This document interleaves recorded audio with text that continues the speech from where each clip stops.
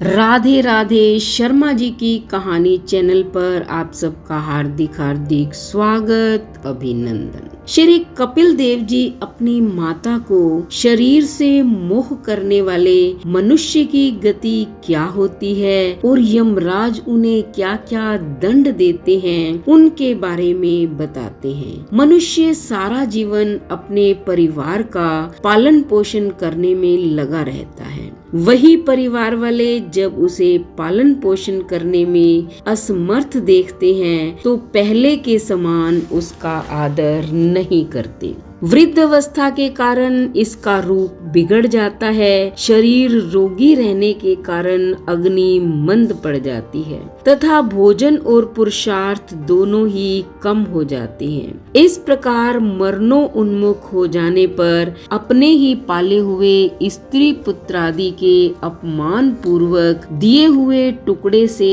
मनुष्य निर्वाह करता हुआ वह घर की रखवाली करने वाले कुत्ते के समान अपने घर पर ही पड़ा रहता है।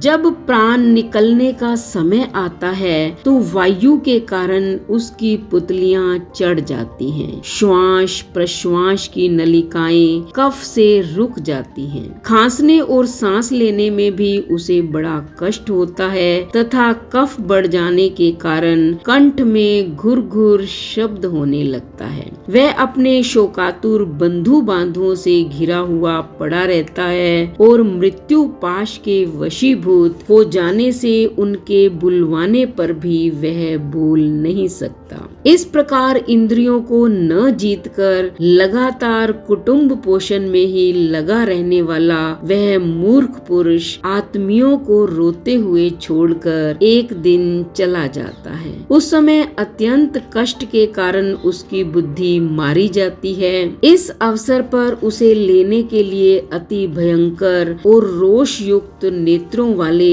जो दो यमदूत आते हैं, उन्हें देखकर वह भय के कारण मलमूत्र त्याग देता है। वे यमदूत उसे यातना देह में डाल देते हैं और फिर जिस प्रकार राजदूत किसी अपराधी को ले जाते हैं, उसी प्रकार उसके गले में रस्सी बांधकर बलात्कार से यमलोक की लंबी यात्रा में ले चलते हैं। उनकी घुड़कियों से उसका हृदय फटने और शरीर कांपने लगता है।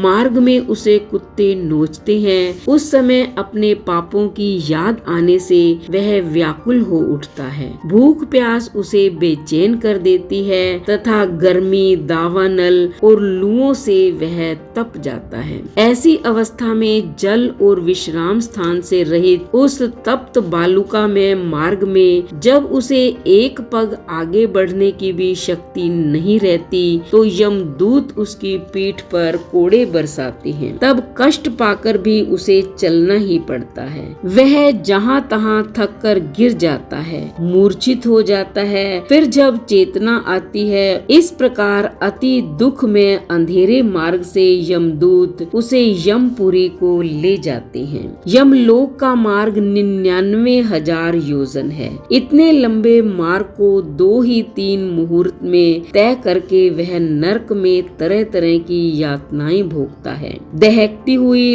लकड़ियों आदि के बीच में डालकर जलाया जाना, स्वयं अथवा दूसरों के द्वारा अपना ही मांस नोचकर खिलाया जाना, यमपुरी के कुत्तों अथवा गिद्धों द्वारा जीते जी आंतें खींची जानी, सांप, बिच्छू और डांस आदि डसने वाले तथा डंक मारने वाले जीवों से शरीर को पीड़ा पहुंचाया जाना, शरीर के काट कर टुकड़े टुकड़े किए जाने, उसे हाथियों से चिरवाया जाना, पर्वत शिखरों से गिराया जाना अथवा जल या गड्ढे में डाल दिया जाना, ये सब यातनाएं उसे दी जाती हैं। उस जीव को पारस्परिक संसर्ग से होने वाले पाप के कारण ये सारी यातनाएं भोगनी पड़ती हैं। तो बेटा, समय रहते हुए आप जाग जाएं, अच्छे कर्म करें, भगवान से प्रेम करें, अपने परिवार परिवार का पालन पोषण करें, लेकिन उनसे अधिक मोह न रखें। बस मनुष्य का